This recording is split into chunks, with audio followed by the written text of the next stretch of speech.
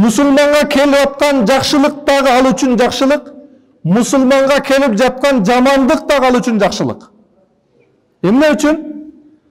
Сизге Алла Таала бейиште бир даража койгон. Бейиште 7-кабат Фирдауста болот деп даража койгон.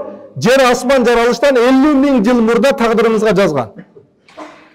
Бирок бул жашоодо сиз Фирдаус бейишине ылайыктуу боло алган жоксуз. Ибадатты туу чокусунда кыла алган жоксуз. Анда Алла Субханаху ва Таала өзүнүн уадасынан артка кайта турган зат эмес, адилеттүү жана беришен зат. Ошол сизге койгон даражаны ылдыйга түшүрбөйт. Бул ибадат кылбады деп. Эмне кылат? Анда сизге Алла Субханаху ва Таала сыноо берет, оору берет, кыйынчылыкты берет. Ошонун негизинде сиздин даражаңыз көтөрүлөт. Натыйжада сиз Фирдаус бейишке татыктуу болосуз. Демек, сизди Алла Таала даражаңызды көтөрүш үчүн сизге сыноо берип жатат. Демек, мусулманга келген жакшылык да жакшылык, жамандык да жакшылык. Качан инсан ушул сезимди жүрөгүнө алып кирет, ошол инсан бактылуу жашайт. Бир инсан бар, жакшылык келсе жакшылык деп түшүнөт, жамандык келсе жамандык деп түшүнсө, анда ал инсандын этикады, жүрөгүндөгү иманы алсырайт, Алланын алдында даражасы түшөт ал инсан. Bir padişah болот. Ал падишанын bir күн бармак башы кесилип калат.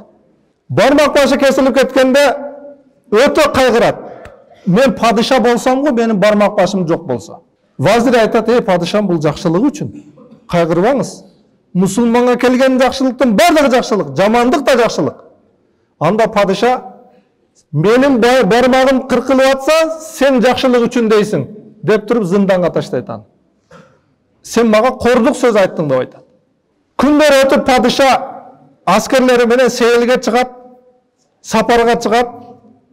Сапарда жанагылар индеистердин колуна түшүп калат. Билесиздер, индеистер bir жылда bir адамды курбанчылыкка чалышат.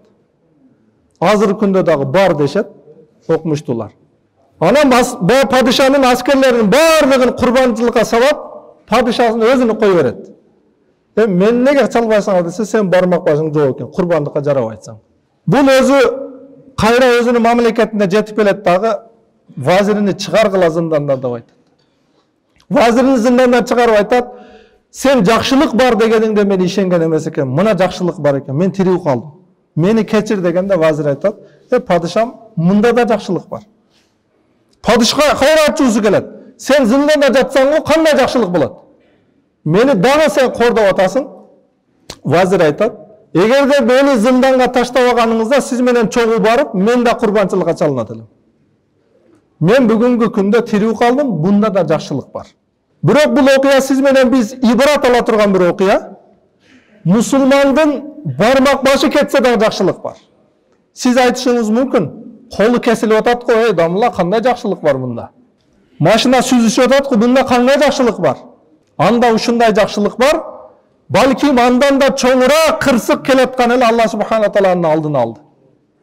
Балким сиздин даражаңыз Фирдаус бейиш эле, Алла Субханаху Таала ошол кырсыктын аркасынан сиздин даражаңызды Фирдаус бейиш кылды.